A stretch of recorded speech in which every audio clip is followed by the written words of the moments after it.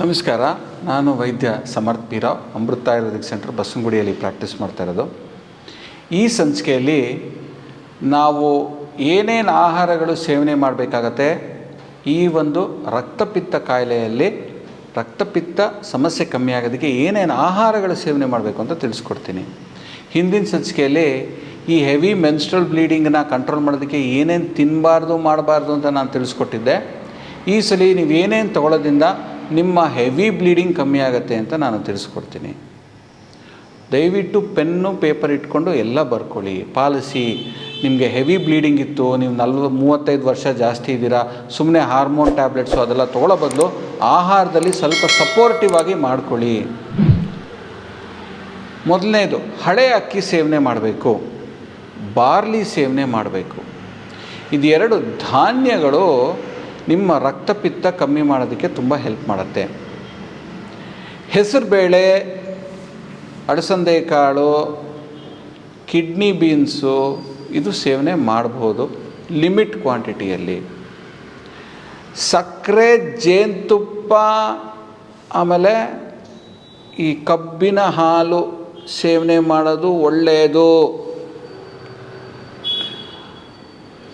ತುಪ್ಪ, ಬಾಳೆಹಣ್ಣು, ಹಲಸಿನನ್ನು ಸೇವನೆ ಮಾಡೋದು ಕೂಡ ಒಳ್ಳೆಯದು. ಇವಾಗ ಹಲಸಿನ ಸೀಸನ್ ಬರ್ತಾ ಇದೆ, ಹಲಸಿನನ್ನು ಎಲ್ಲ ಕಡೆ ಮಾರ್ತಾರೆ. ಹಲಸಿನನ್ನು ಕೂಡ ಸೇವನೆ ಮಾಡೋದು, ಬಾಳೆಹಣ್ಣು ಕೂಡ ಸೇವನೆ ಮಾಡೋದು ನಿಮ್ಮ ಗರ್ಭಕೋಶ ಸಮಸ್ಯೆಗಳು ಕಮ್ಮಿ ಆಗುತ್ತೆ. ಆಲ್ಮಂಡ್ಸು, ಪಡವಲಕಾಯಿಗಳು, ಎಷ್ಟು ಥರದ್ದು ಪಡವಲಕಾಯಿ ವೆರೈಟಿಗಳು ಬರುತ್ತೆ. ಆ ಪಡವಲಕಾಯಿಗಳಲ್ಲಿ ನೀವು ಪಲ್ಯಗಳು ಮಾಡ್ಕೊಂಡು ತೊಗೊಬೋದು, ಸಾರು, ಅದರದ್ದು ದೋಸೆಗಳು ಕೂಡ ಮಾಡ್ತಾರೆ. ಇದನ್ನೆಲ್ಲ ಮಾಡಿಕೊಂಡು ಸೇವನೆ ಮಾಡಬಹುದು. ಇದು ನಿಮ್ಮ ಹೆವಿ ಮೆನ್ಸ್ಟ್ರಲ್ ಬ್ಲೀಡಿಂಗು ಕಮ್ಮಿ ಆಗುತ್ತೆ. ಬೇವು ಎಲೆ, ಬೇವು ತಿನ್ನೋದು ಕೂಡ ಒಳ್ಳೆಯದು. ತುಂಬ ಕಹಿ, ಆದರೆ ಬೇವನ್ನ ಸ್ವಲ್ಪ ಬಳಸ್ಬೋದು. ನಿಮಗೆ ರುಚಿಗೆ ತಕ್ಕಂಗೆ ನೀವು ಬೇವನ್ನ ಬಳಸಿ. ದಾಳಿಂಬ್ರೆ ಹಣ್ಣು ಬರೀ ಐರನ್ ಲೆವೆಲ್ಲು ಇದರಲ್ಲಿ ಜಾಸ್ತಿ ಮಾತ್ರ ಅಲ್ಲ, ಇದು ನಿಮ್ಮ ರಕ್ತಪಿತ್ತ ಸಮಸ್ಯೆ ಕೂಡ ಕಮ್ಮಿ ಮಾಡುತ್ತೆ. ಒಣ ದ್ರಾಕ್ಷಿ, ಅದು ಕರ್ಕರಿಯಾಗಿರೋದು ದ್ರಾಕ್ಷಿಗಳು ಸಿಗುತ್ತೆ, ಸುಲ್ತಾನಾಸ್ ಅಂತ. ಇವು ಕೂಡ ನೀವು ಹಾಕ್ಕೊಂಡು ಸೇವನೆ ಮಾಡೋದ್ರಿಂದ ನಿಮ್ಮ ರಕ್ತಪಿತ್ತದ ಸಮಸ್ಯೆ ಕಮ್ಮಿ ಆಗುತ್ತೆ. ತೆಂಗಿನ ಪದಾರ್ಥಗಳು ಕೂಡ ರಕ್ತಪಿತ್ತದವ್ರಿಗೆ ತುಂಬ ಹೆಲ್ಪ್ ಆಗುತ್ತೆ. ತಂಪಾಗಿರೋದು, ನಿಮಗೆ ಅಕಸ್ಮಾತ್ ಏನಾರೋ ಈ ಸ್ಯಾಂಡಲ್ವುಡ್ ಎಣ್ಣೆ ಸಿಕ್ತು ಅಂದರೆ ಅದನ್ನು ಕೂಡ ರೆಗ್ಯುಲರ್ ಎಣ್ಣೆ ಜೊತೆ ಮಿಕ್ಸ್ ಮಾಡಿಕೊಂಡು ಮೈ ತುಂಬ ಹಚ್ಕೊಳ್ಳೋದ್ರಿಂದ ತಂಪುತನ ಜಾಸ್ತಿ ಆಗುತ್ತೆ, ಪಿತ್ತ ಕಮ್ಮಿ ಆಗುತ್ತೆ, ಅದರಿಂದ ರಕ್ತಪಿತ್ತ ಪರಿಹಾರ ಆಗುತ್ತೆ. ನೋಡಿ, ಅಧೋಗತ ಪಿತ್ತ ರಕ್ತದಲ್ಲಿ ಸೇರಿಕೊಂಡು ಜಾಸ್ತಿ ಆಗಿರೋ ಪಿತ್ತ ಕಮ್ಮಿ ಮಾಡಿದ್ರಿ ಅಂದರೆ ಈ ರಕ್ತಪಿತ್ತ ಸಮಸ್ಯೆ ಸಾಲ್ವ್ ಆಗುತ್ತೆ. ಇದರಲ್ಲಿ ಜಾಸ್ತಿ ಸೇವನೆ ಮಾಡಬೇಕಾಗಿರೋ ಆಹಾರ ಎಲ್ಲ ತಂಪು ಜಾಸ್ತಿ ಮಾಡೋ ಆಹಾರಗಳು. ಹಳೆ ಅಕ್ಕಿ, ಬಾರ್ಲಿ, ಕಾಳುಗಳಲ್ಲಿ ಹೆಸರುಬೇಳೆ, ಅಲಸಂದೆ ಕಾಳು, ಕಿಡ್ನಿ ಬೀನ್ಸ್ಗಳು, ಸಕ್ಕರೆ, ಜೇನುತುಪ್ಪ, ಕಬ್ಬಿನ ಹಾಲು ಇದು ಚೆನ್ನಾಗಿ ಸೇವನೆ ಮಾಡ್ಬೋದು. ತುಪ್ಪ, ಬೆಣ್ಣೆ, ಬಾಳೆಹಣ್ಣು, ದಾಳಿಂಬ್ರೆ ಹಣ್ಣು, ಹಲಸಿನಣ್ಣು ಕೂಡ ನೀವು ಚೆನ್ನಾಗಿ ಸೇವನೆ ಮಾಡ್ಬೋದು. ಬೇವಿನ ಸೊಪ್ಪು ಉಪಯೋಗಿಸ್ಬೋದು, ದಾಳಿಂಬ್ರೆ ಹಣ್ಣು ಸೇವನೆ ಮಾಡ್ಬೋದು. ತೆಂಗಿನ ನೀರು, ತೆಂಗಿನ ಕೊಬ್ಬರಿ ಕೂಡ ಸೇವನೆ ಮಾಡ್ಬೋದು.